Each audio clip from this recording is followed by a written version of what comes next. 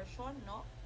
Okay, your septic abortion can still be both spontaneous or induced, but again, part of your treatment should include now antibiotics and possible evacuation of products of conception or curettage. Okay, I know I said I won't discuss. I won't discuss recurrent losses, but just for you to be able to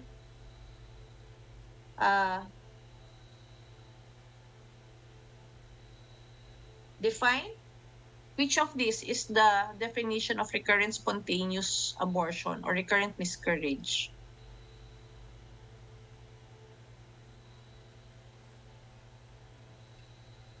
A, B, C, or D?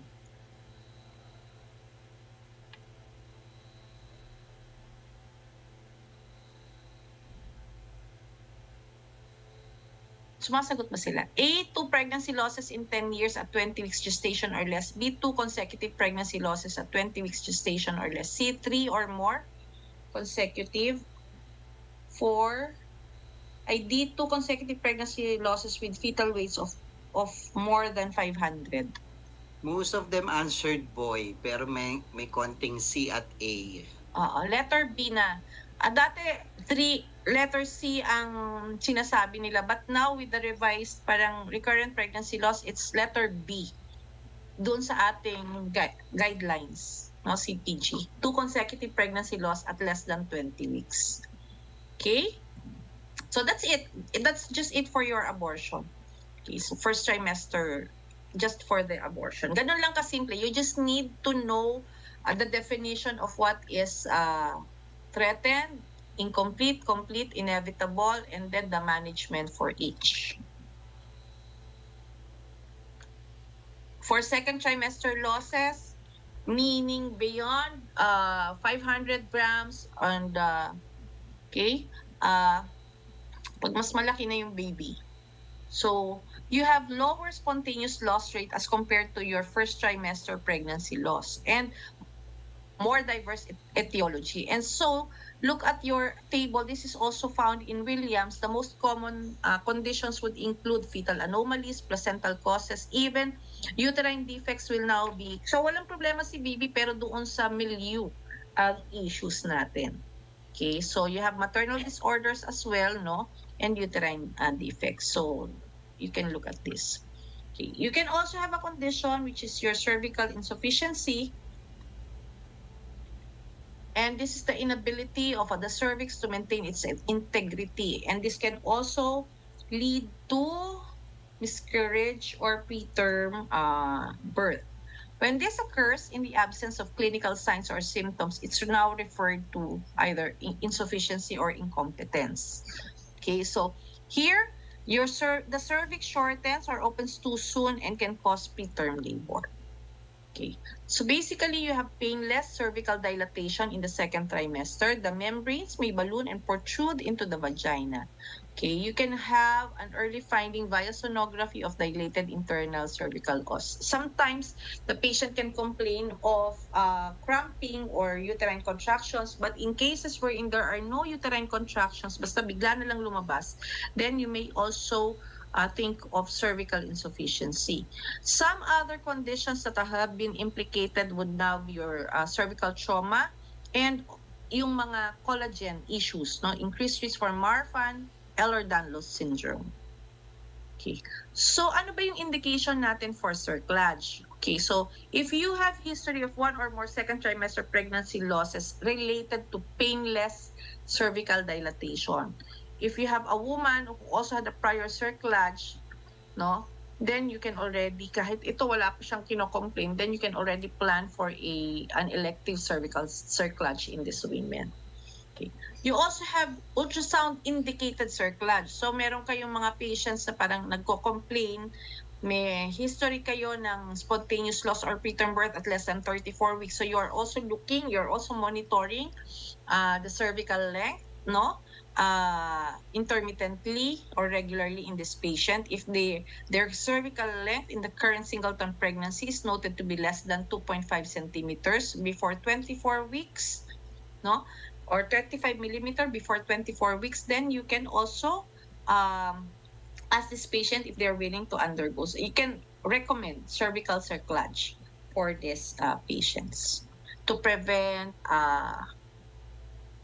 to prevent insufficiency, to prevent losses. So you have your history indicated cerclage, you have ultrasound indicated cerclage, and lastly, you have your physical examination indicated cerclage. And this is known as emergency or rescue. Basically, nag-complain yung patient, tapos na parang nagpi-preterm labor, okay, or andun lang, nagpunta sa clinic, and then you noted na nag-dilate yung cervix. Okay, so you can do your cerclage provided that there are no contractions, there are no intraamniotic or placental abruption present in the patient. So, yung cerclage, I think, so if you're going to tie this with the lecture this morning in terms of yung clinical correlate anatomy, then this is for the cervix part of the lecture, no? So when we're doing cerclage, it involves the temporary sewing of the cervix. You close the cervix with the help of stitches. So here you have your ang tinuro ko sa inyo kanina is avoid the 3 and 9 o'clock positions, if ever, di ba? But you also need to screen for aneuploidy and malformations. Okay? And this is usually done between 12 to 14 weeks with no infections, no infections, no signs of abruption, okay, and no contractions. Okay, so usually you have purse string sutures in 5 to 6 bites with knots positioned anteriorly. So you have your McDonald's versus your Shirodkar cerclage. You can also have so that's your transcervical, but you can also do your transabdominal cerclage, and you do this at the area of the uterine fundus. Okay, you only do this. I haven't seen this yet, but it's there in the book. I've never seen it done. I don't know if you have experience with the transabdominal cerclage, but you do this if you place transvaginal cerclage and they have failed, or you really have bad anatomic defects from below. Okay. Again, a window is made in free space medial to the uterine vessels to avoid vessel compression. So just try to imagine this with all the information that you have received a while ago in terms of the anatomy of the cervix. Okay. So what would be the complications? So you have risk for your PPROM, preterm labor, hemorrhage, or infection. So especially if you have a less than 20 weeks baby, no? So cerclage kayo, then you have to open, no? Then ito yung mga pwedeng maging ipapaanak yung baby, and that baby will be severely preterm, no, less than 20 weeks. You have hypoplasia, necrotizing enterocolitis, sepsis, and the chances for survival is relatively low. Now, survival will again depend on the capacity of the institution to care for very, very small babies. Okay. Ano ba to? Okay, a 21-year-old woman presents to the ER with acute onset of left lower abdominal pain that started several hours prior to admission. She describes the pain as crampy and intermittent. Her last normal menstrual period was approximately 6 weeks age of gestation, 6 weeks ago. And she reports spotting for several days prior to admission. Okay, so physical examination reveals a tender lower abdomen with guarding, no rebound, no vaginal discharge or cervical motion tenderness, a slightly enlarged soft uterus with no palpable adnexal mass. Patient's blood pressure is 110/70, heart rate is 80, with no orthostatic changes. Which of the following is the most appropriate diagnostic test? A, B, C, or D? E. Most of them answered dog. Kung walang choices, ano ang ire-request pa ninyo?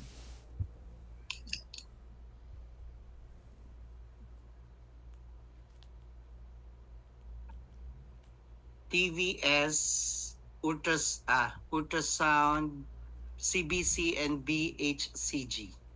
Okay, so transvaginal. Okay, so with the addition of your transvaginal. So best diagnostic at this point would still be your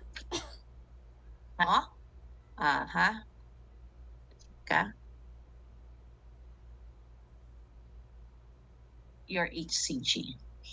Okay. So we're now going on to another topic, which is also related to your first and second trimester losses, but a different realm. So this is now ectopic. So where is the least common fallopian tube implantation site? A, B, C, or A, B, or C? All of them answered A. Okay, most common.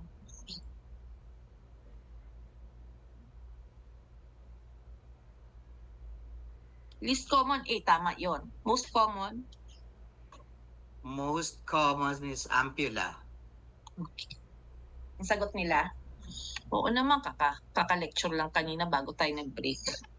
Okay, so we're now going to ectopic pregnancy, which is also part and parcel of the chapter under first and second trimester losses. So your blastocyst implants outside the uterus or attaches to an abnormal or scarred portion of the uterus. So pwedeng most common, 95% would still be in your fallopian tube. But look at the picture.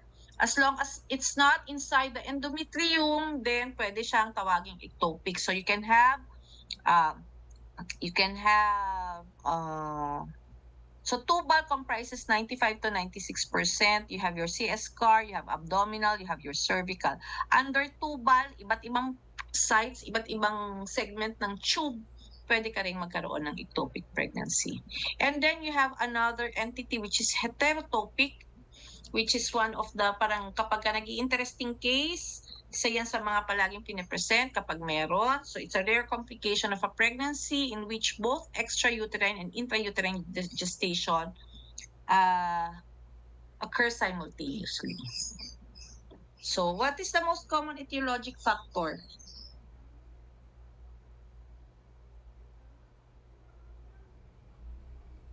Pero alam mo ito, palagi pang may problema pa kami dito sa sagot na to. Pero anong sagot nyo rito? A, B, C, or D?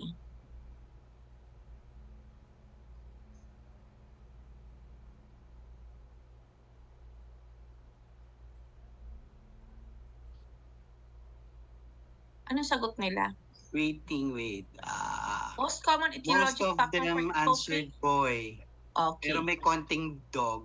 Dog, ano? Oo, kasi yun yung sinasabi nila palagi. Pero the most common, the correct answer for this is letter B, history of pelvic inflammatory disease because secondary to the adhesions. At saka, between the women who have PID and women who have tubal abortion, ay tubal surgery, mas marami pa rin yung nagkakaroon lang ng infections in the adnexal area. Okay, so this is secondary to chlamydial infections, okay, and tubal factor infertility.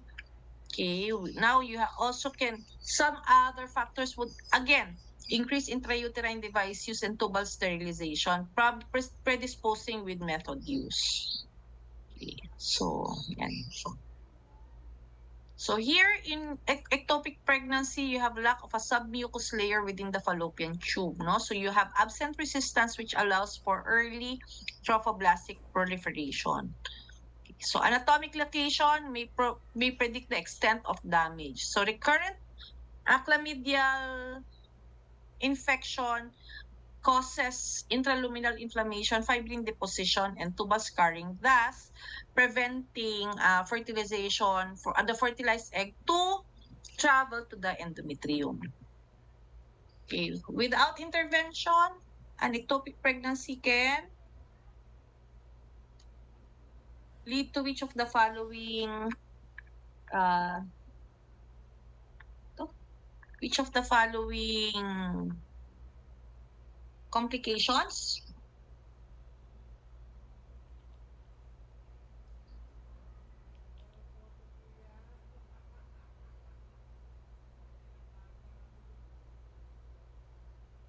Anong sagot? Waiting pa. Answers po.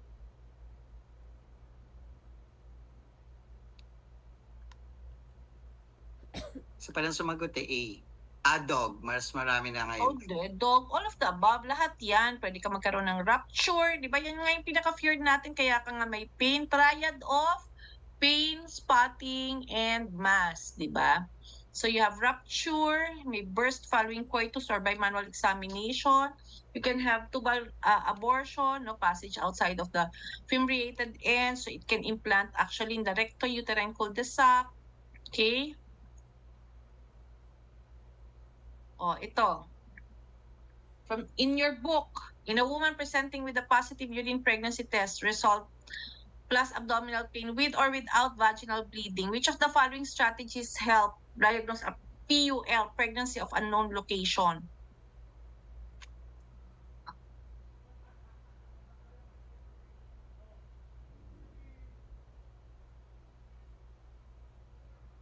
Sagot.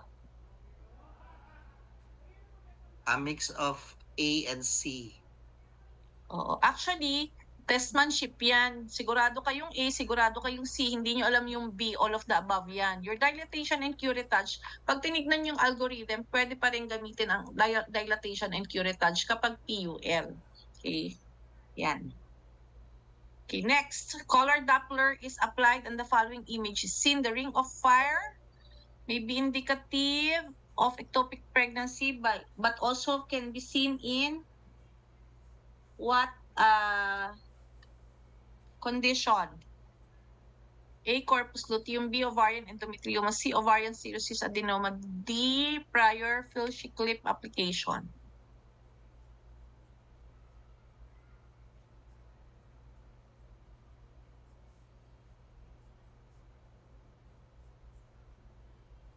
Anong sagot nila? Wala pa po. Answers.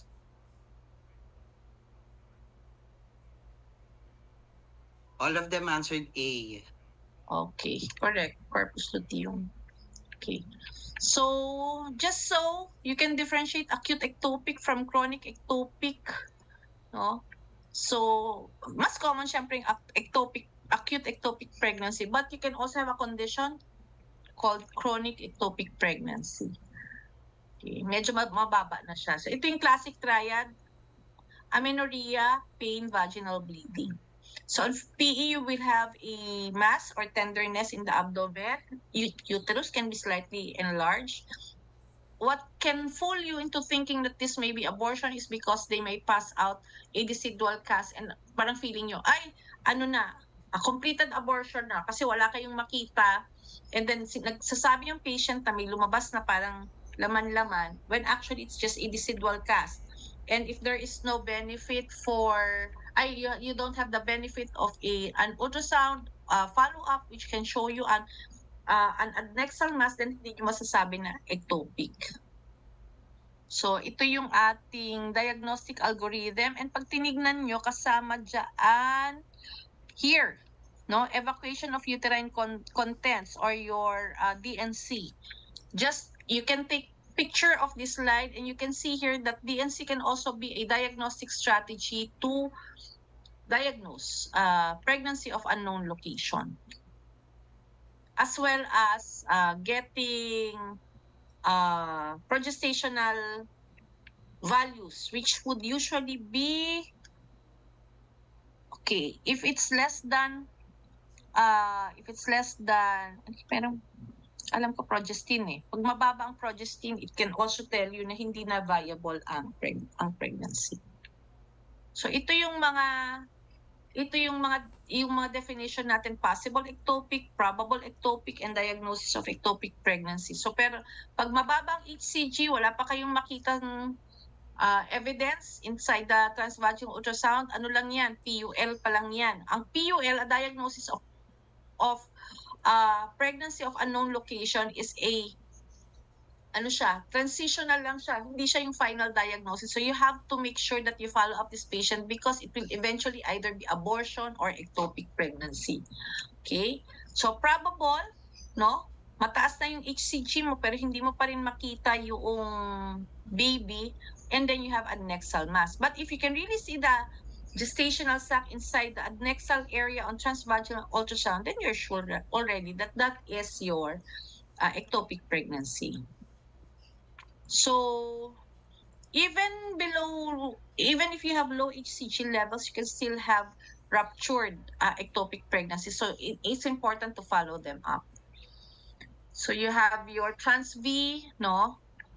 Okay, if non-diagnosis, sabi natin PUL nga.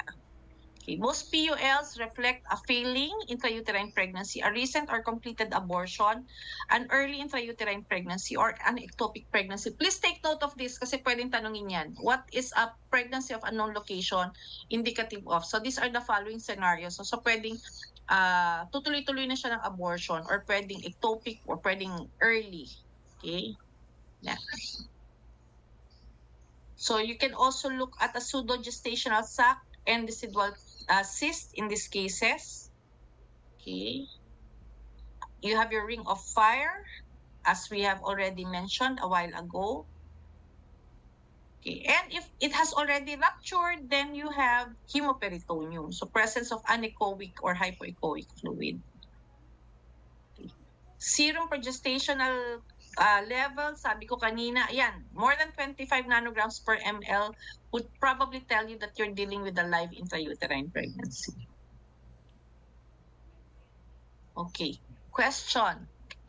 What is the most appropriate treatment for a hemodynamically stable patient diagnosed with an unruptured ectopic pregnancy via ultrasound without evidence of fetal heart activity with an HCG level of 2,000?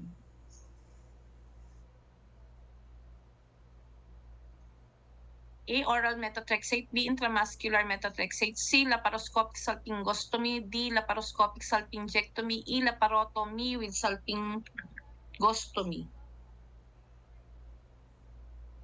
All of them answered boy. Okay, very good. That's correct.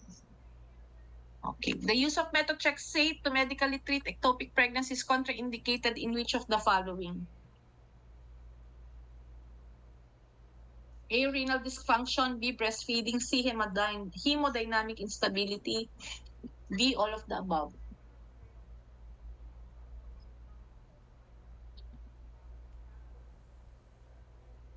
May sagot na? Wait po, waiting.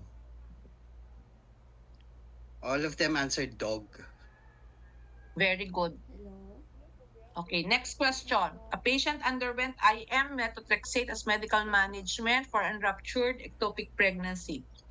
Baseline HCG titer was 2,300 milli-IU. On the 5th day post-methotrexate, serum beta HCG is 2,000 milli-IU. What is the next step?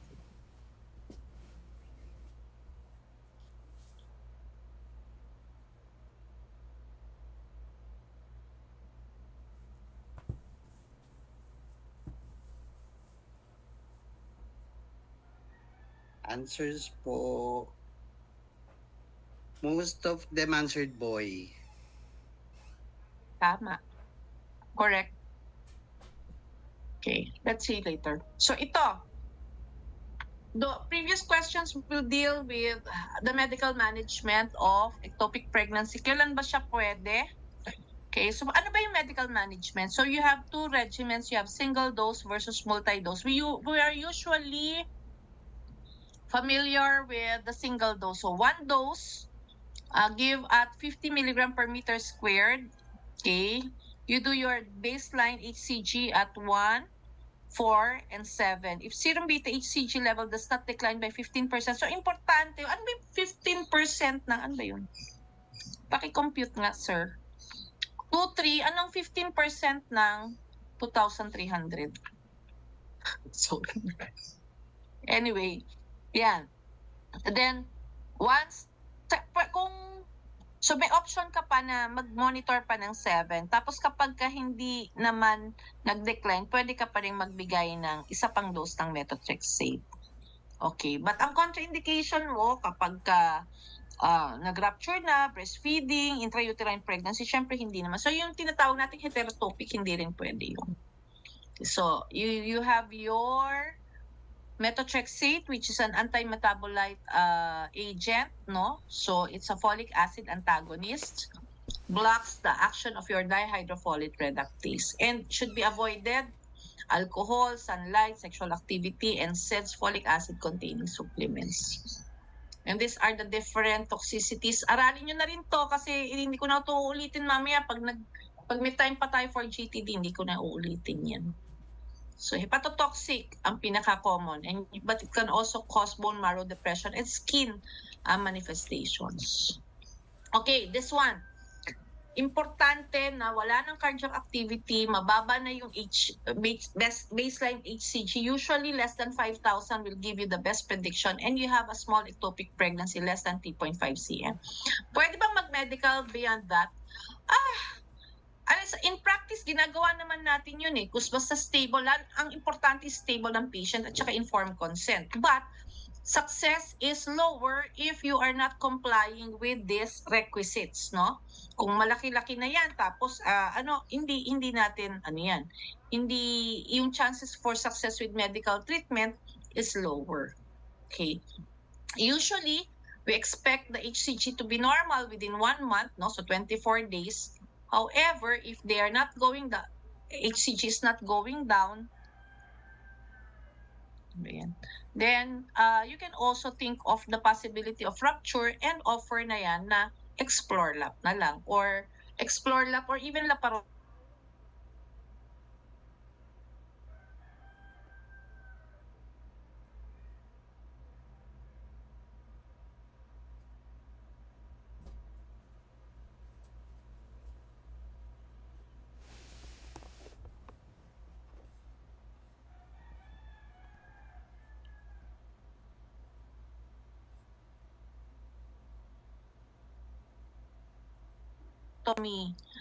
Tapos may 1.5 cm right ampullary mass with stable vital sign.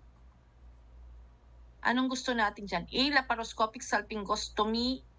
EL salpingostomy. C. Laparoscopic salpingectomy. EL salpingectomy. E. None of the above.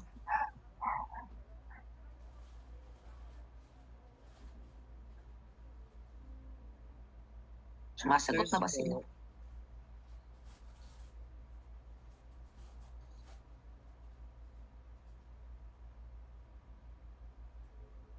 Number 1, case 1, 24 G2P0, nagsalpingectomy na dati. For case 1, B. Ha? For case 1B, merong E. Merong A. E siguro, diba? Kasi wala na siyang left fallopian tube. Maliit lang yung mass niya, stable vital signs. Baka pwede naman tayong medical. Yung case 2,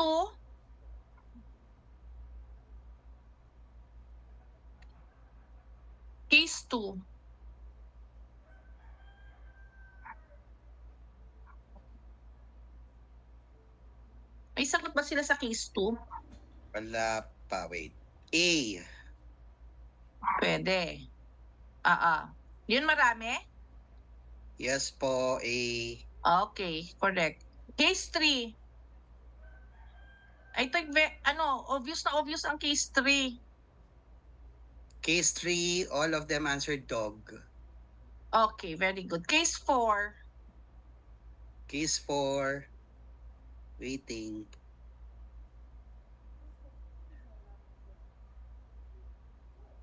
Wala pa po.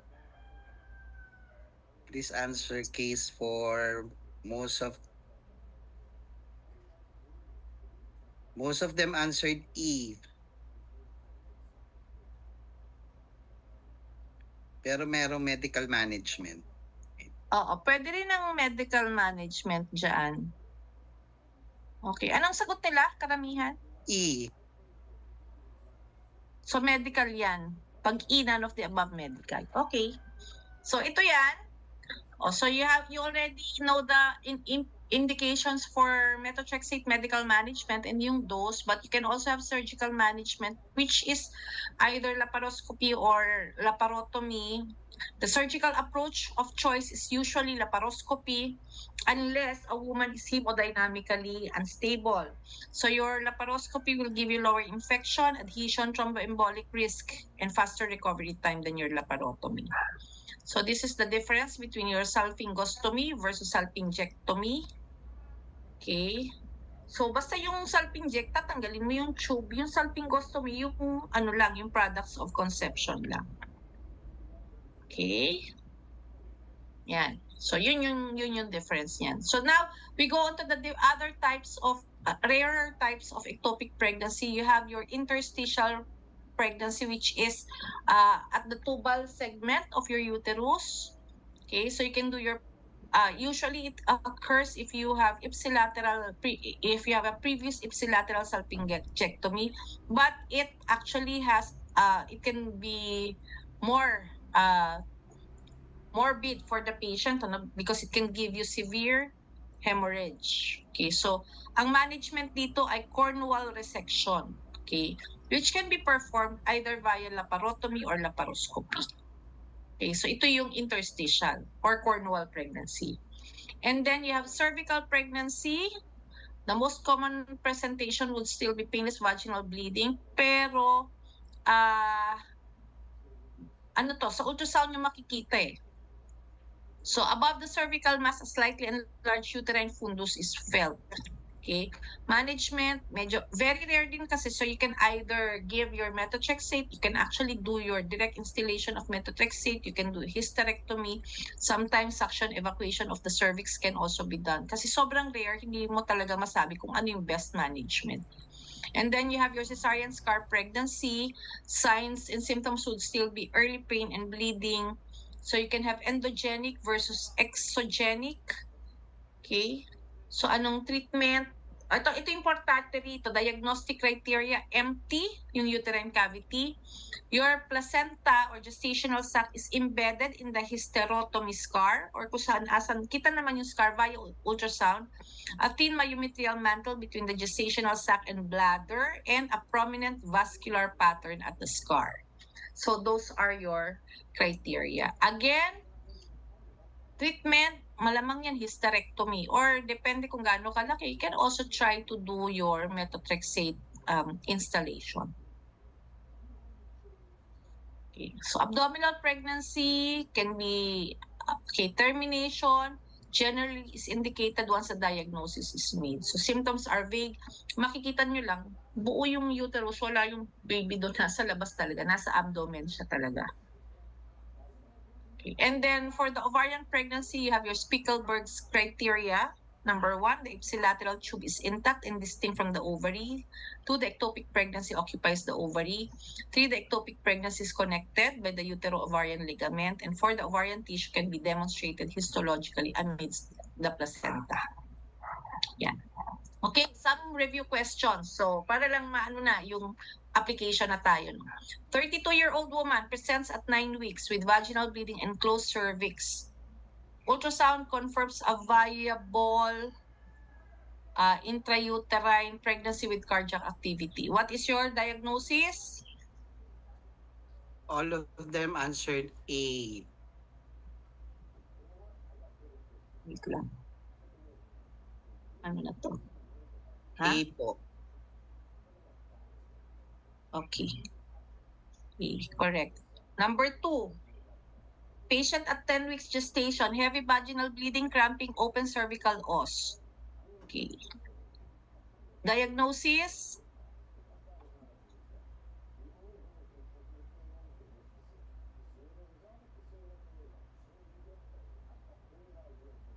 Ano na? All of them answered dog. Okay. Number 3, a 28-year-old woman presents with painless cervical dilatation at 20 weeks with fetal membranes bulging into the vagina but no contractions. What is the most appropriate diagnosis?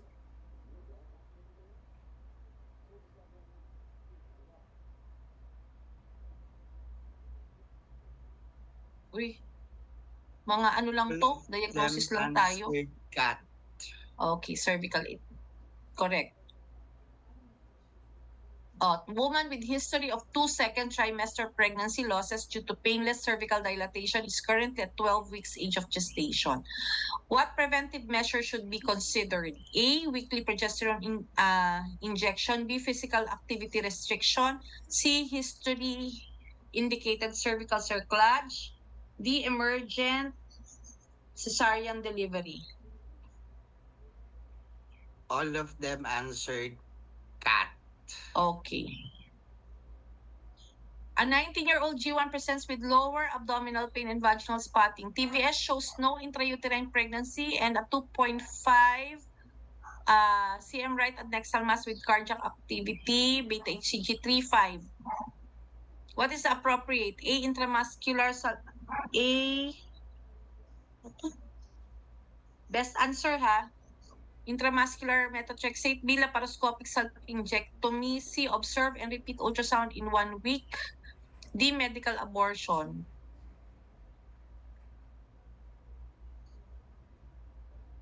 Best answer. A mix of A and B.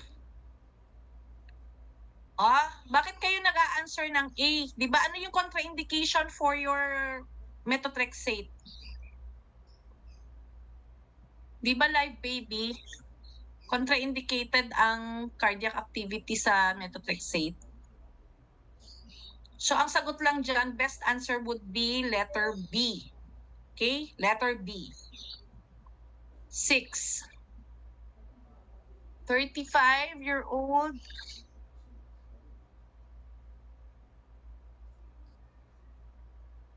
pero ACOG to eh. Pero para lang alam ninyo, RH negative, less than 8 weeks. A, must be given immediately. B, it's no longer universally recommended before 12 weeks. C, it should be delayed until cervical evacuation. D, it's only given after complete abortion. Answer here is letter B. Hindi na siya recommended. Ito. Woman with suspected ectopic pregnancy shows yolk sac in the adnexal, has a serum beta HCG of 1,500 milli-IU. Most appropriate, A, oral antibiotic, B, emergency laparotomy, C, single dose methotrexate, D, expectant management. All of them answered cat. Okay. So ganyan lang yung mga types of questions hopefully na itatanong sa inyo.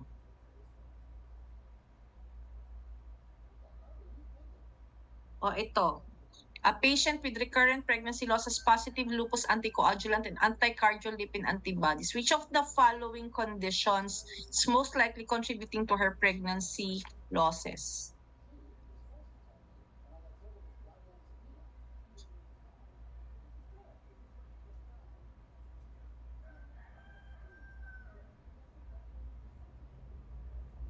All of them answered boy. Okay, correct. Woman with prior failed transvaginal cerclage and congenital cervical defect is now pregnant at 10 weeks. Which type of cerclage is most appropriate?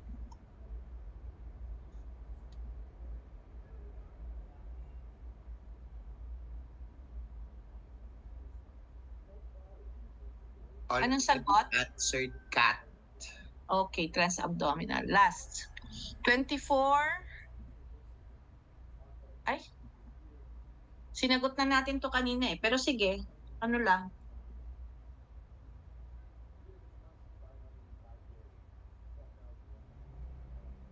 Anong sagot dito?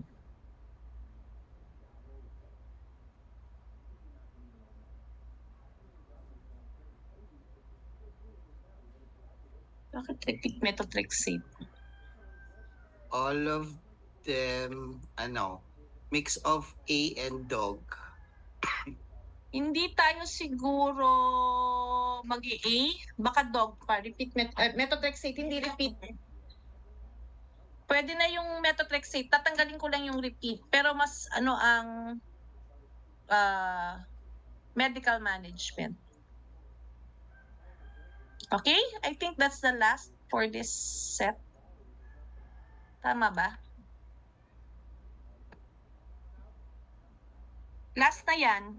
Anong oras na? Magto-trophy na lang. Pero maiksi lang yung trofo ko yata eh. Sabi ko sa inyo eh, ang hirap-hirap ng life.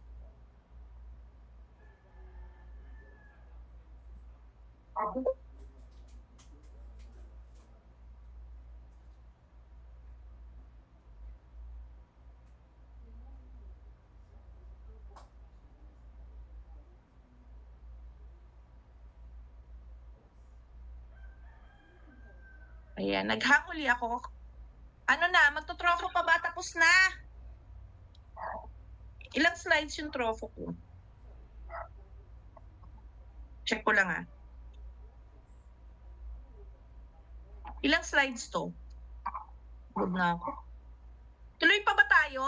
Kasi ilan pa ba yung mga tao nandito sa group, nasa ano? Tanungin mo nga kung gusto pa nila mag-trofo. Basta hindi nila buwan. 362 po. Tanungin mo nga kung gusto pa nila ang trofo. Sabay ka. GTD po. Ano, yes or no? Dapat hindi bababa ng 350 yung ano ko by the time matapos. Mabilis lang. Opo, yes po, yes po, yes po, yes po, yes po. Yes Lahat po, po, yes. yes po. Yes po, yes po, yes po, yes po. Sige, game. Wait lang ha, wait. 2 minutes. Pwede bang huminga lang ako sandali ng 2 minutes? Siyempre po, pwede po. Sino sumasagot? Ikaw ba o sila? Ayan po, oh, may go, go, go. Tuloy na tuloy po.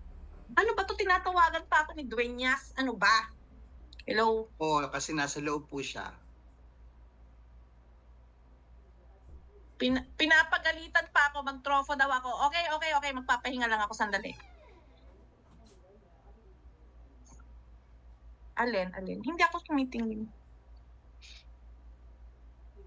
Di ka po nag-mute. Wait lang.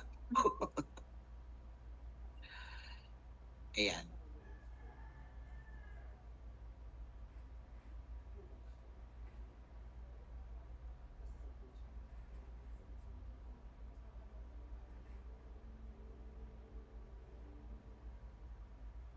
Ayan. PID pa rin ang sagot dyan. Palaging tinatanong yan during written eh.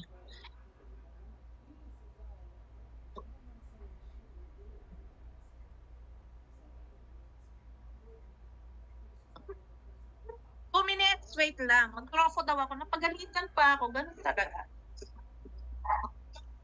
Ito na po, yan na po yung slide po. Nakikita niyo, doktora? Yo.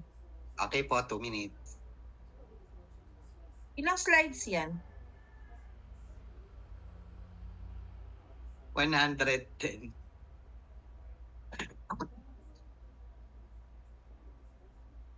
Talaga ba? Kayo po nagbigay sa akin. Na kaya ako mag-question and answer. Magle-lecture lang ako. 110 talaga. O, game na? Haba pala. Okay po. Game na? Asan na yung mga tao? Sabihin mo nga sa kanila, gusto kong 364 po, waiting po. Gusto ba talaga nila? Lahat po. Okay, game. So, naririnig niyo ako? Opo. Teka nga. Teka kasi hindi ko makita yung notes ko. O, sige. Pasagot mo muna sa kanila yan. Basahin mo nga, sir. As a group, GTD is typified by which of the following? Ang hirap naman basahin ito. SCAD cytotrophoblast, B. Perivelous fibrin deposition, C. Villus mesenchymal hyperplasia, or D. Abnormal trophoblast proliferation. Answer, please. Oh, wait lang. Kasi da-download ko para makita ko yung notes. Majority answers letter D. Abnormal trophoblast proliferation. Ayan. Ang dami ko nang kasama. Kasi pagod na si Doktor. All of them answered dog. Dog? Wait lang. Ano kasi makita yung notes ko? Asan yung notes ko? Bakit ganito? Google Drive.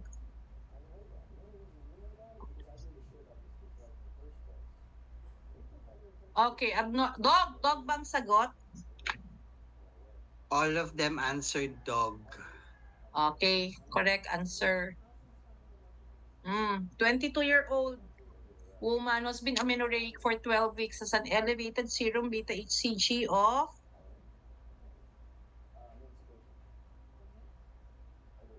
serum HCG. DNC was performed on the patient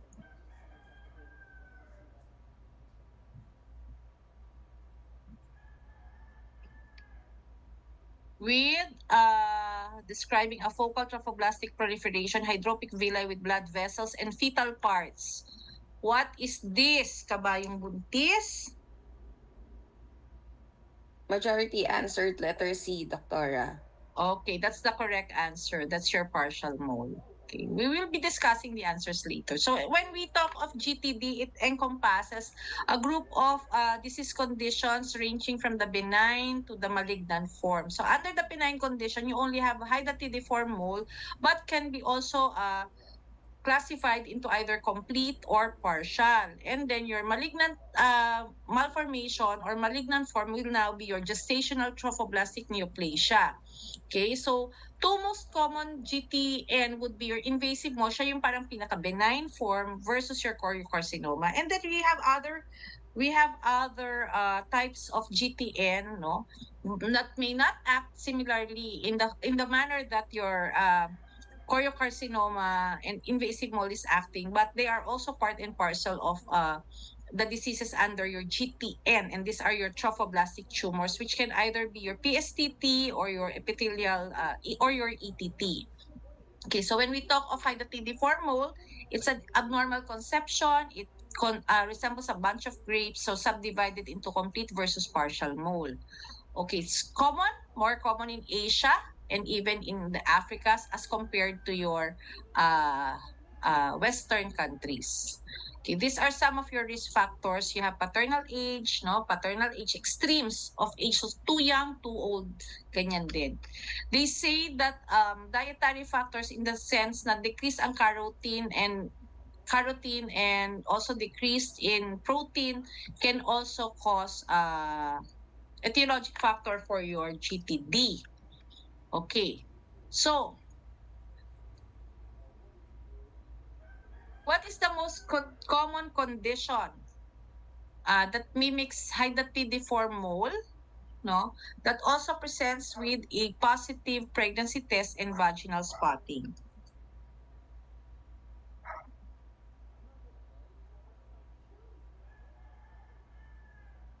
Anong sagot nila?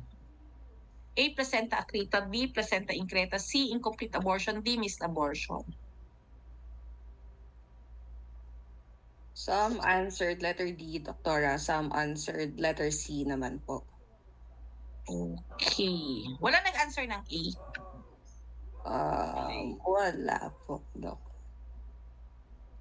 Positive pregnancy test and vaginal spotting. It's usually dapat C ang sagot nyo, incomplete abortion. Kasi di ba ang missed abortion, wala ngang spotting, wala ngang bleeding. Di ba? So C is the better or the best answer for this one. Okay? Ay, yun ba yung sagot nila, C or D? Abortion in general. Okay. Let's see. So the clinical presentation of your GTD is the following. You have amenorrhea, you have positive pregnancy test, you have vaginal bleeding, no? But depending on the presentation of your patient and where they are in their age of gestation, you can have an enlarged uterus with a comparatively softer or baggy uterus. Okay? And then you can also have the signs and symptoms of excessive HCG if they are most probably complete mole, such as your hyperemesis gravidarum, preeclampsia, hyperthyroidism, pulmonary insufficiency, and sometimes the presence of your lutein cysts. Okay, so when we are looking at GTD, basically let's focus on hydatidiform mole. What you would like is to be able to diagnose that condition. Okay? So let's first look at the timely and accurate diagnosis. So ito, G2P11001 patient with a 5 weeks amenorrhea consulted for vaginal bleeding. Okay, transvaginal ultrasound was done with no gestational sac seen. Serum beta HCG revealed 1,000 milli-IU per ml. What can we conclude in this case? Patient has smaller pregnancy. B, this is a non-viable pregnancy. C, we should do curettage. D, this may still be consistent with a normal pregnancy. So actually, when you look at this, our topic, GTD can still be in line with your first trimester loss.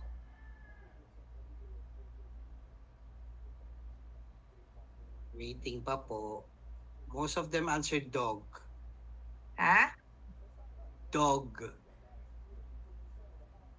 Okay, that's correct. Kasi ang baba pa. Wala, di ba? Para pag tinignan nyo nga, PUL pa nga lang yan. Wala ka pa nga nakikita. Pero you need to be able to know the normal HCG doubling time, no? To be able to decide. But this may still be consistent with a normal pregnancy.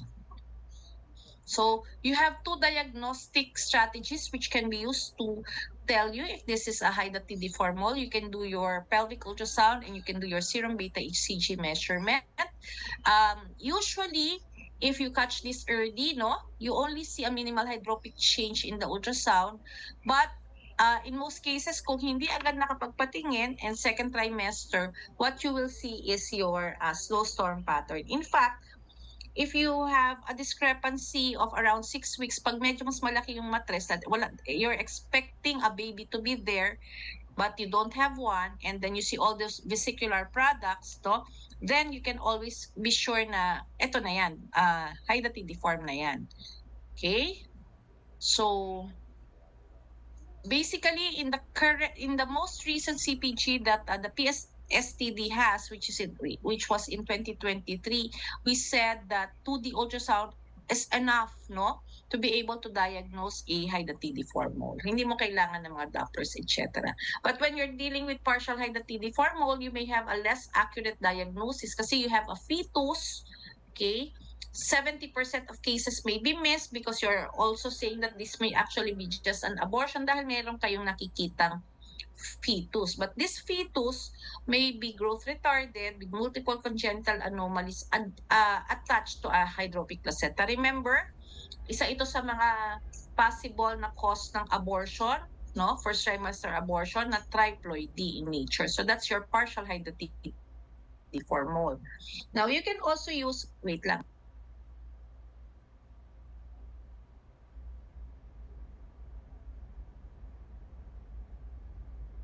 You can also use your serum beta HCG, which can actually correlate with the sonographic findings, no? So this can improve the recognition, okay, of your molar pregnancy prior to surgical evaluation. So here, what is the recommendation of the society? You use your polyclonal competitive assay, usually, no, either radioimmunoassay or your monoclonal assay in the form of your DPC Immulite for diagnosis and monitoring, okay, because they recognize variants, almost all variants of your HCG. So you have markedly elevated HCG levels, okay, if you have more than 100,000 at any point in pregnancy, hindi talaga tataas ng ganun unless you are dealing with a normal multiple gestation pregnancy, then you can say that you may already be dealing with hydatidiform mole. Ang importante dito, you use both ultrasound and your HCG to help you with the diagnosis. Okay, you also have this condition known as your hook effect or prozone phenomenon, wherein at extreme high levels of your HCG, baka hindi na siya nade-determine ng assay. This is because, no, parang na-saturate na ng antibodies. Yung sandwich assay na-saturate na, kaya siya nakikita as negative rather than meron pa siyang laman. Okay? So, this is your normal levels in a normal gestation. See, in a normal gestation, hindi aabot ng more than 500,000 ang HCG ng pasyente na buntis, ng singleton. Okay, in fact, around 20 weeks age of gestation, magpa-plateau na yan. Okay. So, mga around 10 weeks pala, 10. Tapos, hindi na yan mag-i-exceed ng mataas more than 20 weeks age of gestation unless you're dealing with a multiple or twins or triplets if we're talking about those conditions. Okay. And this would now be your landmarks for gestational age and beta HCG. Usually, if you already have an HCG of more than 15,000, meron ka na dapat nakikitang fetal heart cardiac activity in a baby. So look at these findings versus the HCG level. So you can now correlate your transvaginal ultrasound findings with your HCG levels, and you may want to take a picture of this one. So pag wala ka pa, parang dapat ay 6 weeks meron ka ng heart rate, 6 to 8 weeks may heart rate ka na, tapos ang taas-taas na ng HCG mo, wala ka pang nakikita, then you're dealing with hydatidiform mole.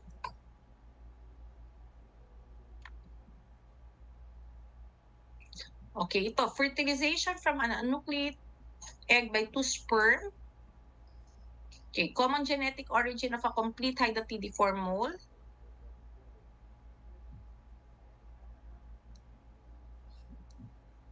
Okay. Ano to? Complete hydatidiform mole, ha? What is your pathogenesis?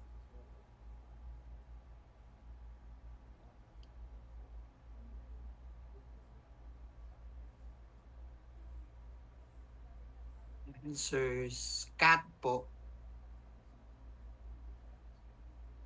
Ano bang sagot? Most of them answered cat.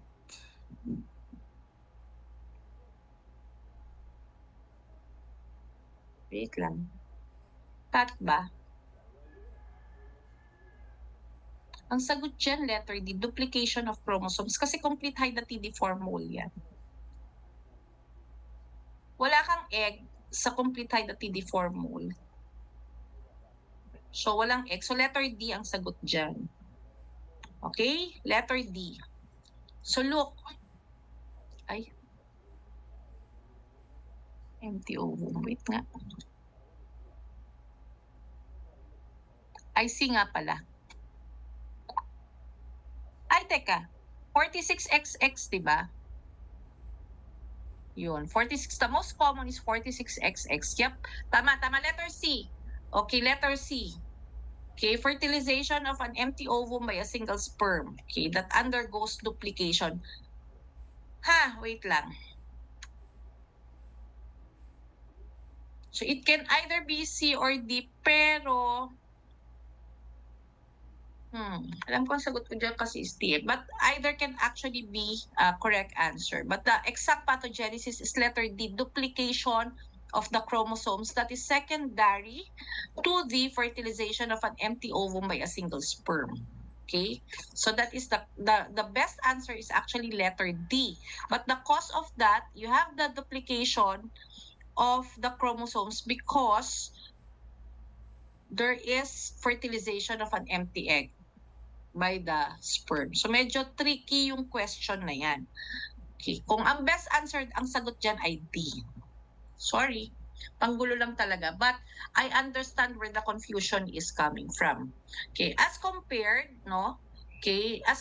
you can also have a complete mole which comes from dispermy, wherein 2 sperms fertilize an empty ovum. But for your partial mole, you have an ovum with 2 sperms fertilizing a single ovum. So you have your triploidy. Okay? So if you're going to look under the microscope between your complete mole versus your partial mole, your complete mole will be more malalaki, mas mataba, wala na silang scalloping, puro na lang sila villi. Okay, as compared to your partial mole na may scalloping pa, tapos minsan nakikita mo pa yung fetal parts. Okay. Kanina, sinabi ko rin sa inyo that if you are seeing a lot of parang morbid symptoms such as hyperemesis gravidarum, thyrotoxicosis, preeclampsia, you might be dealing with a complete hydatidiform mole rather than your partial mole. But it can also happen. Okay, so your partial mole can give you a less prominent clinical presentation. And makikita nyo na lang siya kapag lumabas ang histopath result. So, which of the following immunostaining may be performed in cases when complete mole versus partial mole cannot be determined? A, P63, B, P57, 2C, inhibin, D, HPL.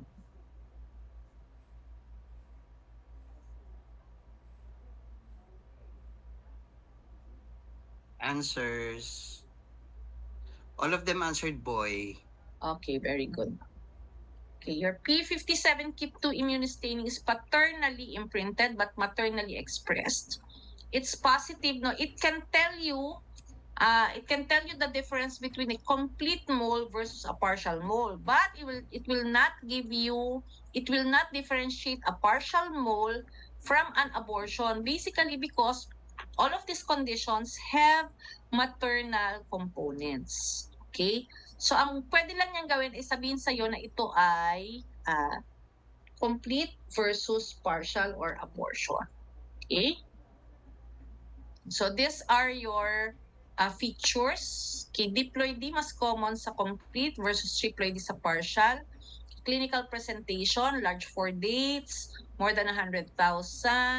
Parehas naman silang uncommon ay yung medical complications, mas nakikita siya sa molar pregnancy. And then, pathology, walang baby sa complete mole, no?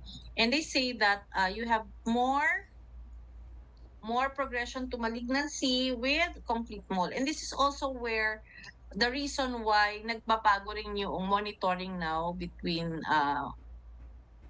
complete versus partial mole.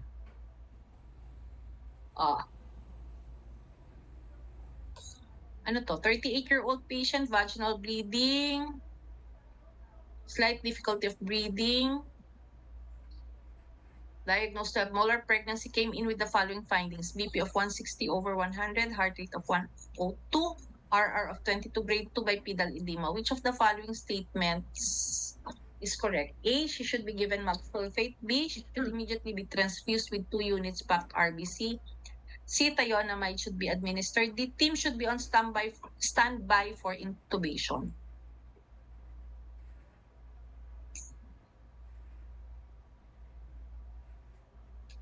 Answers. Most of them answered A. Okay, correct. Kasi this is now a presentation of complication, no? So we also try to identify and manage complications associated with hydatidiform mole. So the second objective of management is to recognize and treat complications. So preeclampsia, no, is one of the known complications. So basically, once we have diagnosed hydatidiform mole with the use of our ultrasound and our HCG, then we order our baseline diagnostics. So everything here should be ordered, ha? Pag nasa emergency room kayo, you have a patient with hydatidiform mole, please don't forget that all of these things that you're seeing on your screen, CBC, blood type, BU-NCREA, SGOT, SGPT, HCG, urinalysis, chest X-ray, thyroid hormones, transvaginal ultrasound, are all part and parcel of the baseline diagnostics. Why? Because it will now help you manage, diagnose and manage the complications. So evaluate for and treat medical complications. Which is, kunyari, serum, TSH, and free T4 for hyperthyroidism. But we ask them kasi, kukunin pa rin natin. Okay? Especially if your patient is presenting with tachycardia, with signs of thyroid storm. So if your patient is febrile, tachycardic, agitated, no? So the problem here though now is you cannot, sometimes your patient is also severely anemic and they may present with the same signs and symptoms. Worst is, meron ka nang anemia, meron ka pang thyroid problem. So you are going to treat all of these complications almost all at the same time.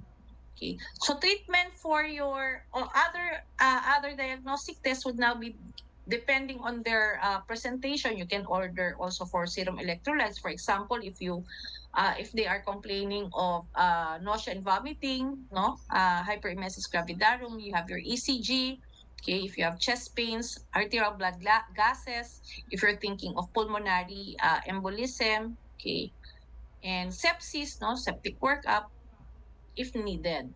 Okay, so yung labs natin kanina would help you, okay, determine kung ano yung complication that you are dealing with. Okay, so these are the common complications. Okay. So treatment, syempre, kung meron kang thyroid storm, you give your thionamides. Okay? Especially for those with moderate to severe or overt hyperthyroidism. You also give magnesium sulfate to prevent seizures in cases of hydatidiform mold complicated with pre-ec and severe features. Okay. 40-year-old, gravida 4, para 3, 3003, 10 weeks AOG presenting with profuse vaginal bleeding, BP 90/60, heart rate 110, RR20. Baggy uterus,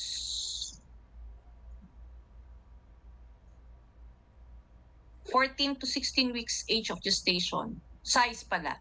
Ultrasound showed snowstorm pattern and beta HCG was 175,000. Best mode of molar evacuation for her at this point.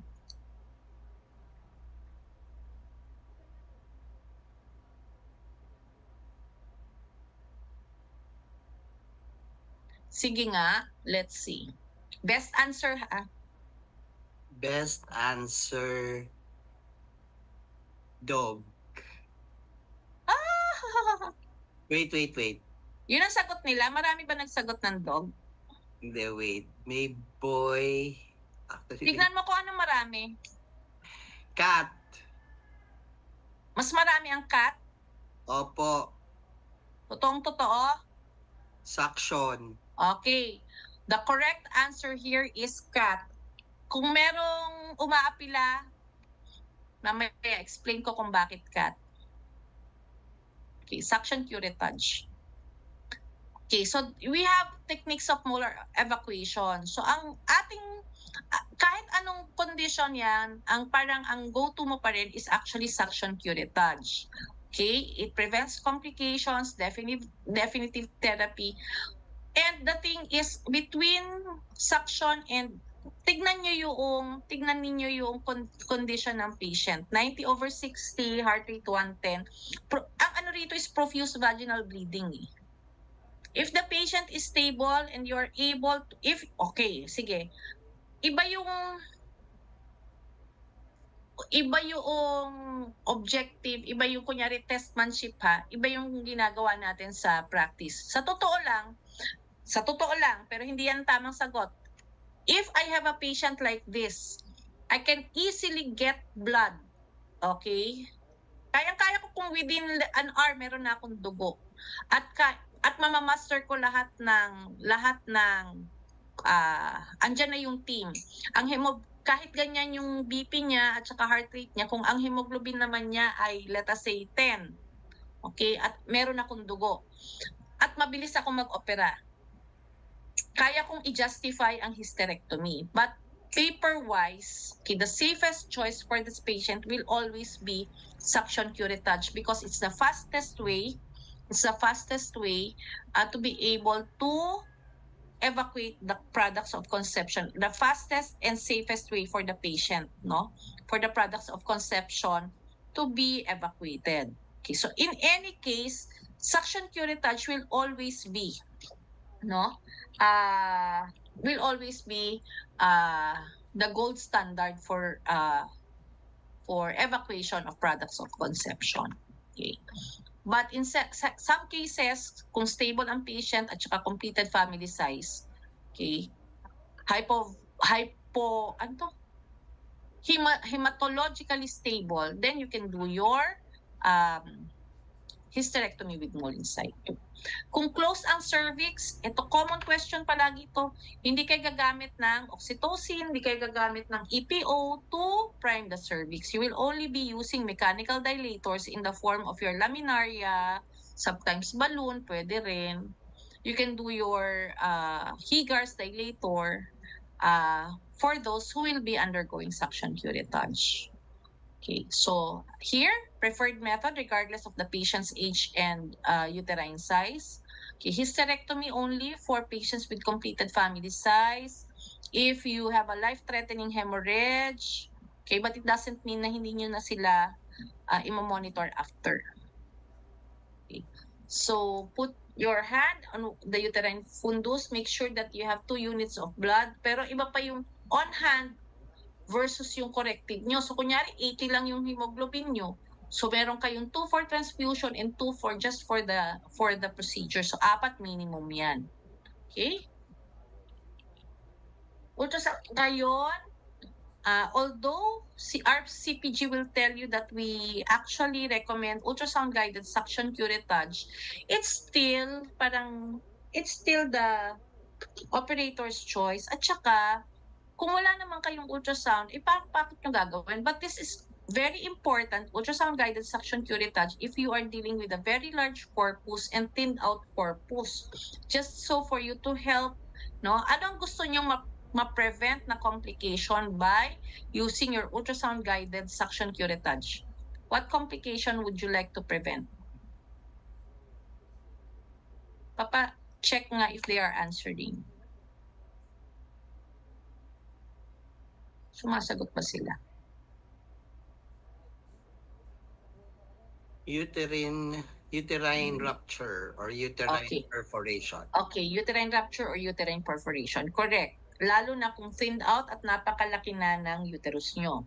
Okay, and then another principle is that you do not do a second curettage to ensure complete evacuation of molar products. Hindi natin ginagawa yan.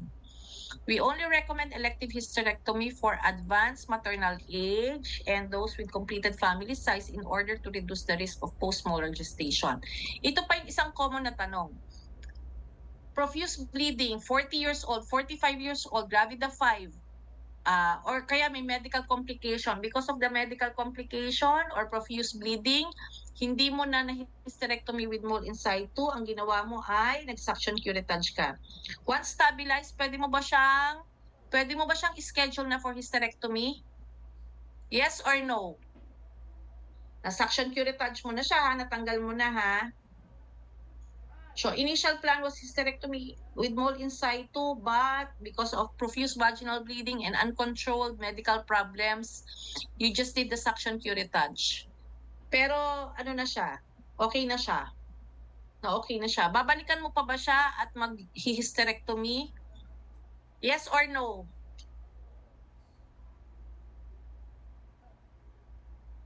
All of them answered no. Ay, very good. Okay, hindi na kasi ang goal nyo lang is to evacuate. That is already the management. That is the gold standard of management, evacuate. So, why do you need to do your hysterectomy? Wala ka ng products of conception, wala ka ng molar products doon sa loob. So, that will not be logical and that will also just put the patient at risk for more morbidity. Okay, so this one, what is this one?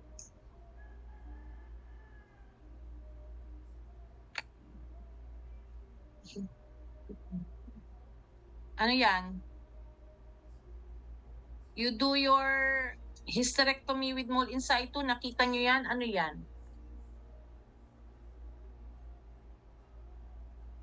At anong plano nyong gawin dyan? May sumasagot ba? Teka, lutein. Sis?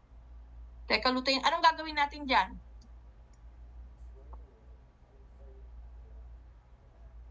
Observe only, leave it alone. Okay, very good. Wala tayong gagawin dyan. Kasi wala naman siyang... Liliit din yan with the drop in your HCG after you have removed your products of conception. 26-year-old G2P11011 suction curettage for complete management for thyroid storm. Baseline HCG is 144,000. What would be your next best management? A, request for additional imaging to rule out choriocarcinoma. B, give methotrexate prophylaxis. C, provide oral contraceptives. And D, continue beta HCG monitoring. All of them answered dog. Ha? Dog. Dog? May Bakit? may dalawang boy. Ang sagot dyan ay B. Boy. Siyempre kapag ka-stable na siya, pwede mo na siyang bigyan ng, di ba? Ang assumption mo ay in-stabilize mo na siya. So, lahat yan, ang ano lang natin dyan ay indications for chemoprophylaxis using methotrexate. So, especially, risk is high, especially among those with signs and symptoms of marked trophoblastic proliferation. So, ang bibigay mo ay chemoprophylaxis in the form of methotrexate, 0.3 to 0.4 milligram per kilogram per body weight for 5 days. So, yan. Presence of medical complications, serum HCG more than 100,000. But ang thing is, baka nakakalimutan nyo lang, although treated siya for thyroid storm, ang assumption natin pag binigay yan ay magaling na siya. But if she has these contraindications, no? So, ayan na, sinabi ko na yan, ha? Methotrexate. However, if she has this medical complications, hindi mo siya ibibigay. So, kunyari, hindi mo agad na ibigay, sige, hindi, mamaya, tanong ko na lang. So, when is kung hindi mo maibigay agad yung chemoprophylaxis dahil tinitreat mo pa siya for infections or hindi pa siya medically stable, how long can you wait? How long is the period by which you can still give your chemoprophylaxis from the time that you did your evacuation of molar products?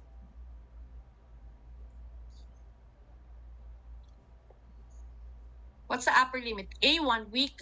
B, 2 weeks. 3 weeks. A, 1 week.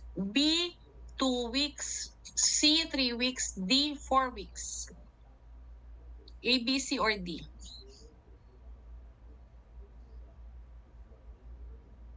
Maximum time frame by which you can still give your chemoprophylaxis if you are not able to give it immediately after the suction curettage. He answered 1 week or both. Okay. Pag hindi pa namin naibigay agad, the sealing period is 2 weeks. Kung ibibigay pa namin. Okay. But you may opt to observe. But for exam purposes, these are exactly, unless sinulat na namin sa CPG, kita niyo pa ba ako? Unless sinulat namin sa CPG na hindi na kami nagbibigay, those are still indications for chemoprophylaxis. So up to 2 weeks. Kung na-treat na namin yung infection, tapos stable na si mommy, and we still think that this patient is very high risk for progression to malignancy, we can give chemoprophylaxis for up to 2 weeks from the time of evacuation of products, of the molar products. Okay, and then we send the specimen for H&E staining. Okay, kung hindi mo decipher kung ano yan, then you send for P57 kit 2. Okay. Kung yan ay nagbuntis na ulit after ng HMOL, hindi na namin kailangang isend yung products of conception, no? Yung placenta for examination. Okay. Ano yung importante pa rito? Ito na. Ito, schedule of serum beta HCG follow-up every 1 to 2 weeks until undetectable, then monthly for 6 months for complete mole, whereas it's only single HCG for 1 month after a normal titer for partial mole. And then they can actually get pregnant already after 6 months from the time of normal. Okay, so yan lang ang tatanungin sa inyo dyan sa HMOL. Ang pinaka-common, how to differentiate between complete versus partial. Second ay management of the complications. You give your thionamides, you give your mag sulfate, you correct for anemia, use of mechanical dilators. Yan lang naman yan. At saka mga how to monitor. So ito. And then, ang bibigay ninyo ay oral contraceptive pills for family planning. Basically, because they will give you the least complications, which is more common for your progestin only or your other forms of contraception, such as your injectables and your implants, and even your IUD, which is bleeding, abnormality in bleeding pattern. We don't want any of those complicating our monitoring kasi 'di ba, ang ayaw natin is baka mabuntis uli yung patient, and sometimes we associate abnormal bleeding with either progression or pregnancy in our patients. So we give them OCPs to lessen that risk. So these are your indications for referrals. Kapag ka nagpa-plateau, ibig sabihin we expect in 2 months time dapat normal na yung HCG ng pasyente natin. So if you have plateau for 4 consecutive weekly measurements over a period of 3 weeks, if you have a rise, so ang plateau is less than or more than 10% lang ang cut-off. But if it's more than 10%, kung rise na yan, then we have to already search for possible GTN, progression to malignancy, and of course, histologic diagnosis of choriocarcinoma. Paglabas ng raspa nyo or products of conception or histopath nyo, or even histopath, for example, nag-his with mole in situ kayo, paglabas ay choriocarcinoma ay i-refer nyo na siya sa tropho. Yan. And then if you also have clinical or histologic evidence of metastasis and elevation of a previously normal HCG, okay, so wala na, normal na siya, and then back nag-rise ulit, okay, refer na yan. This would be your metastatic workups. Let's look. So now we proceed. So that ends your GTD hydatidiform mole. So I will just be going through your GTN fast, no, for completeness of discussion.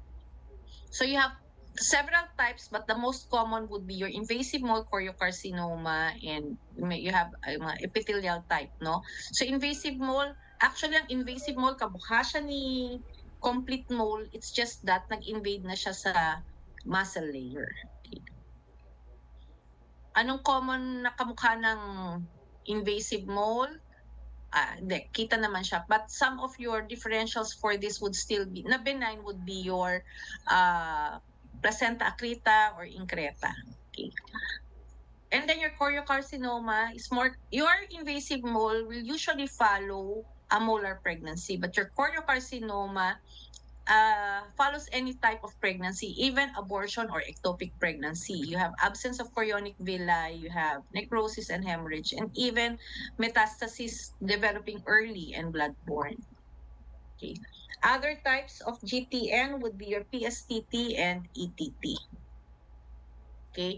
For PSTT, usually hindi kasing effective ang chemotherapy, but the main modality of treatment is really surgery. But for whatever it's worth, we also give them chemotherapy.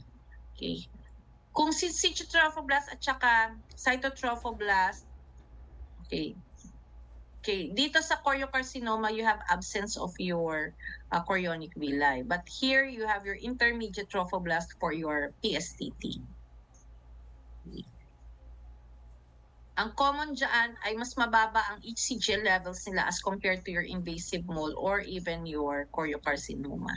So sometimes hindi mo alam kung if you're already dealing with PSTT or just abortions or placenta increta, excreta. Okay, but if you have benign conditions such as accreta, increta, then you won't be able to see mga metastatic features, di ba? Yan. O here, 32-year-old G3P22012 suction curettage for an H-mole 8 months ago. Baka kailanganin nyo rito ang papel, H-mole 8 months ago. Repeat HCG titer is now 450,000 IU per liter, and transvaginal ultrasound showed a normal uterus with negative flow. Chest X-ray has multiple nodular densities on lower lung fields. Whole abdominal ultrasound showed a gallbladder polyp. What is the stage of disease? A1, B2, C3, D, GTN is unlikely because you don't see anything on the transvaginal ultrasound. All of them answered cat. Okay, very good.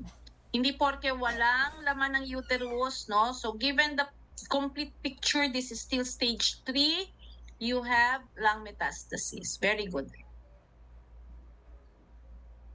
Okay, so ito yung mga signs and symptoms referable to metastatic lesions or even to the growth of an abnormal mass in the uterus usually after your hydatidiform mode. Same din yung tests natin, but this time around, instead of a 2D ultrasound, you order for a trans-V with Doppler studies to see the blood, no? Okay, and then you also have the function, the what you ordered kanina for your HMOL, ganun din. But now, you need to have your metastatic workup done to see kung asan na umabot. Kung meron kayong PET scan, di sige, pero OA naman siya. Pwede ng chest x-ray, pwede ng holo-ab, at saka brain CT. Or kung ano man yung referable. So, ayan. Ay, sige. Ito, given an example, sige ito, sana may papel kayo. 34-year-old G2P21011 underwent suction curettage for HMOL 2 months ago, came back, 2 months ago, now complaining of vaginal bleeding. Serum beta HCG is 12,000. Okay? 12,000. Endometrial mass, you did your transvaginal ultrasound and it shows an endometrial mass with cystic spaces measuring 6.2 by 2.3 by 2.6 centimeters with less than half myometrial invasion at the fundal area. You have a normal chest x-ray, hollow abdominal ultrasound, and all blood tests are within normal limits. Nakuha ninyo? Wala akong pake. Basta kung nakuha nyo na, nakuha nyo na. Sana nakuha na. Give the stage and risk factor score of this patient. And kung kaya nyo ay, sige, give the stage. Sana naalala nila. So ito na, nasa harap nyo na. When you say stage, no? 1, 2, 3, 4, 1, confined to uterus, 2 with nearby organs, 3 lungs, 4 malayo na. Scoring would be the following. Sige. Balik natin. Give the stage. Sumasagot ba sila? Yes po, wait lang. 1. Okay? All of Kaya them nyo na ba? Tama. Sige, 1. Okay. 1. Tama, correct. Stage 1. So, confined to the uterus. Risk factor. Kaya ba nila? Sige nga, tingnan lang nila kung kaya nilang hulaan based on that. Titignan natin yan mamaya. Manghula na lang kayo.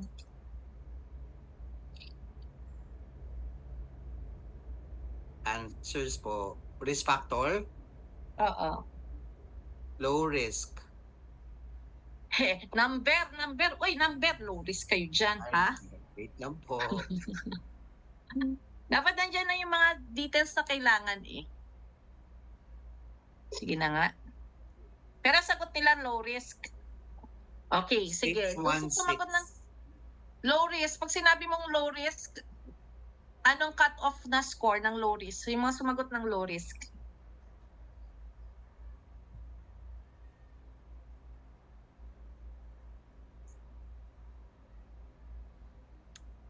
5 or less than 6. Less than 7. So 6 ang tugatog ng low risk mo. Okay, so it should be less than 7. So let's see. Tingnan nga natin. Tama ba? Confined to the uterus. Ilang taon na siya? 20. Ano sabi ko? Malala. HMOL, 2 months. Teka. 34-year-old. Gravida 2. Serum beta HCG is 12,000. Ang largest size mo ay 6 centimeters. Wala siyang invasion. Tama ba? So, ano yan? 6, mali. Dapat dito, 2. Sorry, ito ay 2. So, site of metastasis 0, number of metastasis 0. So, anong score ninyo? It should be 4. Tama? 34 each mole, 2 months, 12,000. Oh, 2. Anong score nyo? 4 ba? Largest tumor size is 6 centimeters. So, GTN, stage 1, risk score of 4. Palitan nyo ito. More than 5 kasi 6 centimeters. Okay. So, low risk kasi it's less than 7. But given the description, can you hazard a guess? What type of GTN, if you're going to hazard a histopathologic diagnosis, what type of GTN diagnosis do you think this is? Patingin nga kung may sasagot.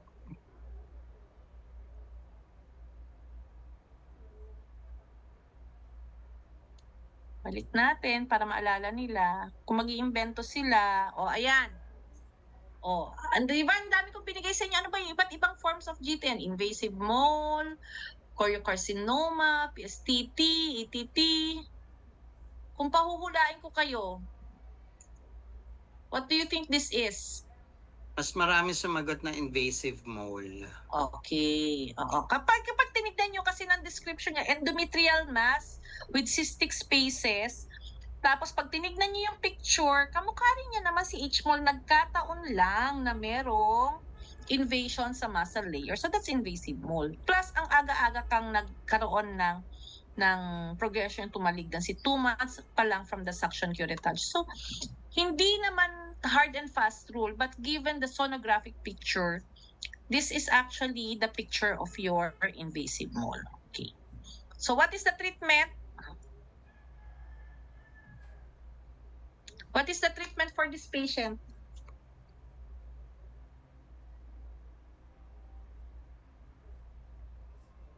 Ay, sumasagot ba?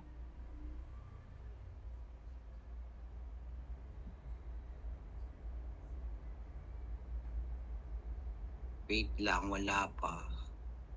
Oy, paano nyo ginagamot ko. to? Emo ko. Sabunutan ko kayo dyan. Stage 1, risk score of 4. 12,000 lang yung HCG mo. Sige, turo ko sa inyo kung ano yan. Okay, una muna, yung WHO product. Okay, sige, sagot. O sige, mamaya. Tandaan nyo yan ha. Stage 1 risk score of 4. Sagutin nyo muna to. WHO prognostic scoring system is used to predict patients who will most likely A. Undergo salvage surgery, B. Develop resistance to single agent chemotherapy, C. Resistant to multiple agent chemotherapy, D. Undergo multiple agent therapy. Anong sagot?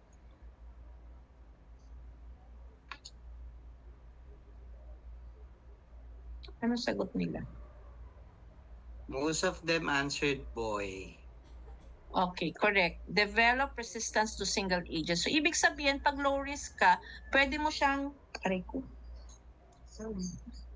pwede ka siyang mag-start ng single agent. So, usually, kapag ang risk score mo ay 7 and above, hindi na namin sila ini-start with single agent except in stage 1 diseases. Okay.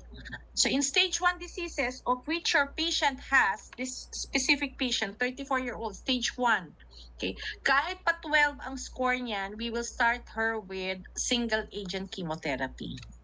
Okay? So for that patient, our goal is to start her on single agent chemotherapy. Okay, look at this patient.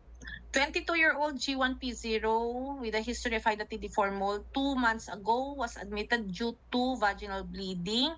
Transvaginal ultrasound revealed a vascular endometrial mass measuring 3 by 3 times by 2.5. Beta HCG revealed 25,000. Chest CT scan revealed solitary lesion of 0.3 cm nodule.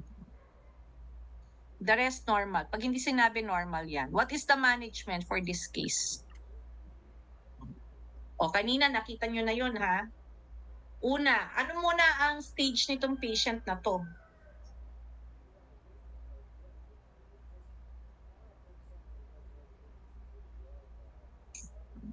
The question they answered boy.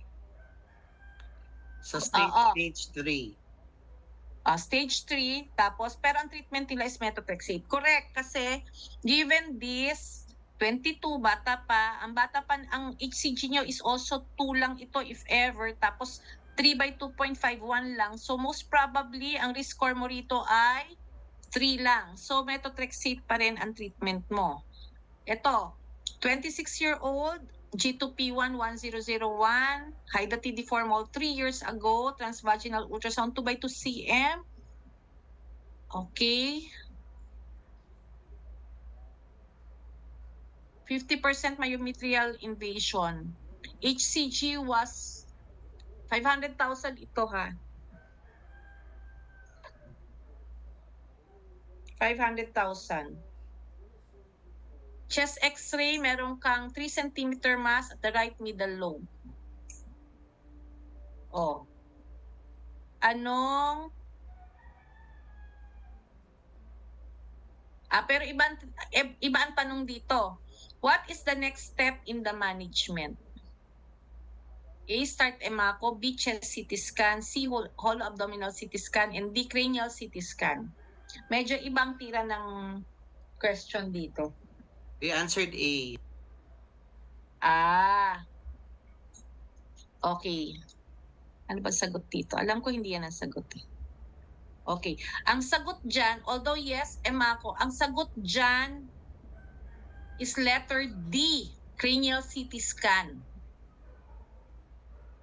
Okay, yes, you're going to start this patient on EMACO, but before you start her on EMACO, you have to rule out first a brain metastasis in this case. If you have an HCG, medyo unfair yung question for generalist, but again, for the last, parang itong oral exam, nagtanong ng choriocarcinoma with complications, so medyo parang sa akin, in my mind, parang, But let me just confirm with you that if you have a 500,000 that high of an HCG and meron ka ng lung mets, you have to make sure that you are not dealing with a brain metastasis as well. So before you start your chemotherapy, tama naman kayo, if you're going to give chemotherapy, it will also be in the form of EMACO, multiple agent, kasi mukha namang more than 7 ito, no? Kasi kung 4, sige nga, at this point,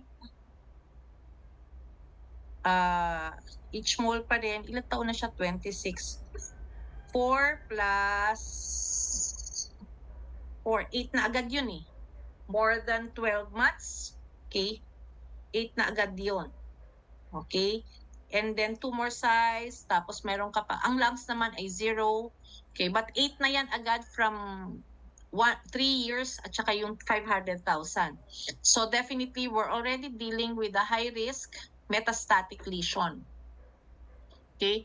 But before you start EMACO, make sure that you are not dealing with a brain mets. And since this is a high level of HCG na meron ka ng lung mets, the best answer for this question is letter D. Take note ha, it's letter D and not letter A.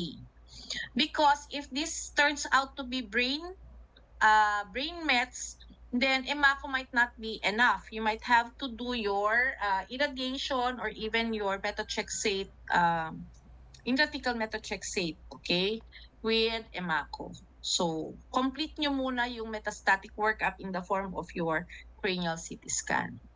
So, principles of management, you will only, kahit anong mangyari, chemotherapy is the principal mode of treatment and surgery and radiotherapy are just adjunctive.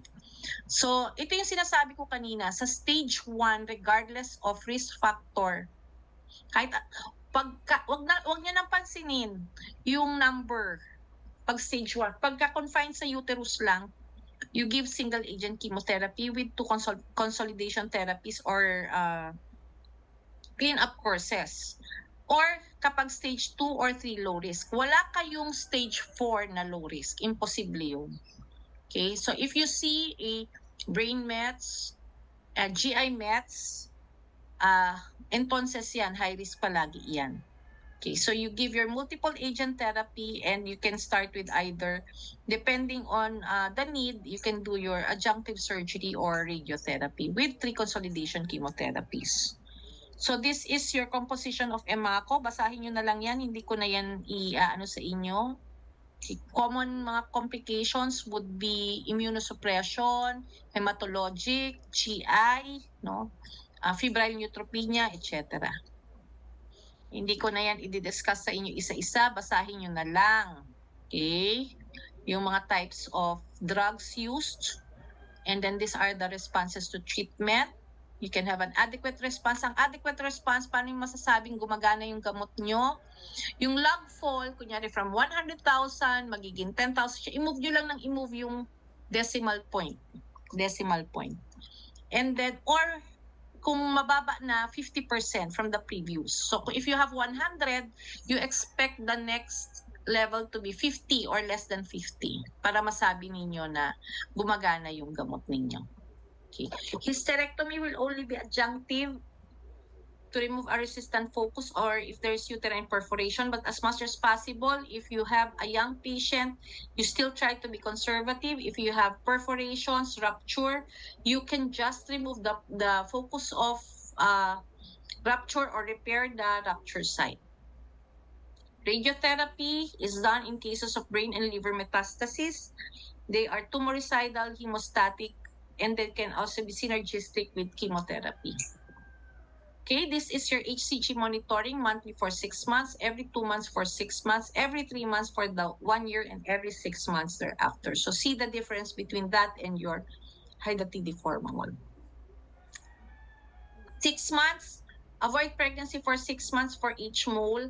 But for GTN, basta normal ka na, nakapag-clean up ka na, pwede na yung 1 year. Yung probability na magkaka-normal pregnancy sila after a GTN, same as in the general population. I think malapit na tayo. Okay. Just to mention PSTT and ETT, okay, para lang for completeness of discussion. PSTT, you have the implantation type of your intermediate trophoblast, while your ETT has the chorionic type intermediate trophoblast. You can use immunostaining to check for PSTT. Parehas yan, low levels lang ang HCG yan, no? But you can use cytokeratin and HPL as well as focal staining with HCG. Okay. We use the FIGO staging. Hysterectomy is the treatment of choice. Usually we give EMACO because for lack of anything more to give. We also still use HCG to monitor. Okay, and same follow-up protocol as choriocarcinoma invasive mole. These are, pag tinignan nyo, although ang dami-dami rito sa Pilipinas, these are still considered rare diseases. So choriocarcinoma invasive mole are relatively rare. Rarer still would be your PSTT and ETT. Okay, so ito na lang. Last 2 or 3 slides na lang. So these are your differential diagnosis for your different GTD conditions. You can have your missed abortion. You can have your ectopic pregnancy. You can have your PSN, placental site nodule. But knowing their clinical presentations, especially with the use of your HCG and your sonographic findings, you can easily, well, not easily. For sometimes, hindi rin namin minsan malaman kung benign yan or GTN yan. Okay? You can have EPS, you can have your placenta acquita, you can also have your placental polyp. Okay? Yan. Yan. So, I think tapos na. Ayan. Take home points, high index of suspicion, HCG testing, use one lab only. Okay, you don't need histopath to institute therapy. Chemotherapy is a treatment of choice. You avoid biopsy. If you see a violaceous mass in the vulva, vagina, and then the patient has history of hydatidiform mole in the past, think GTN. Vaginal mets. Okay. And do not forget psychosocial counseling for patients and caregivers. Okay na yan. That's for mas mas extensive na yung discussion. I think this would be all for our residents. That's it. Thank you. I think we're done with the rights review for today's session. We've exhausted so many topics. Hindi lang 2 yung topics nyo, Dami. Okay? So that ends, ano ngayon, fifth Sunday for the rice review. Yes po.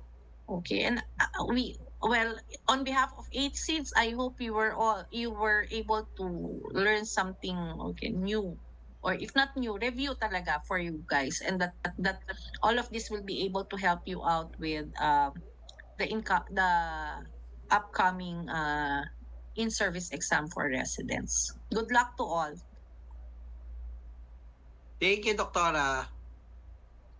So again, thank you, Dr. Faye Cagayan, for the lectures in our fifth day of the BSB 8 Seeds Rice Review. And now to formally close our session, here is Mr. Tyrone Palo of BSB. Sir Tyrone. Thank you, Sir Russell. Thank you, Dr. Rafael Cagayan. And magandang tanghali po sa inyong lahat. Thank you also to Joy and Darlene for the timely outfits to commemorate the celebration, of course, of our Buwan ng Wika this August. So before we officially close, allow me to share first a quick trivia in line with Buwan ng Wika. Did you know that the Filipino word ina does not only mean mother? It is also often used as a symbol of strength, sacrifice, and life-giving care. Specialists uphold every day, protecting and nurturing the health of every mother and every woman. Truly, the heart of your profession reflects the essence of Buwan ng Wika, honoring our identity, our people, and our women. With that, we at BSB Via Science Philippines are grateful to be part of your journey. We stand with you in advancing women's health through our trusted portfolio. HEMOP FA to fight iron deficiency anemia and support women's vitality. Natal Min DHA to ensure optimal maternal and fetal development. MyProgen, micronized progesterone that supports reproductive health. And of course, EvaFact, Dianagest that provides reliable management for gynecological concerns such as endometriosis and abnormal uterine bleeding. As we end this residence in service exam review, we humbly ask for your commitment, not only these brands, but to excel in your upcoming exams and also to carry forward this mission of advocacy and compassionate care. Together, let us ensure that every ina and every woman reserves the quality healthcare she deserves. We wish you all the best in your exams and in your careers ahead. This is Tyrone, District Manager of South GMA. Maraming salamat po and a good day ahead. Thank you. And for next week, a new Zoom invitation and link will be sent to you by our BSP representatives. So see you on September 7 po for our day 6 of our review. Thank you. Thank you, Sir Russell. Thank you, everyone. Thank you, Dr. Recording Faye. stopped.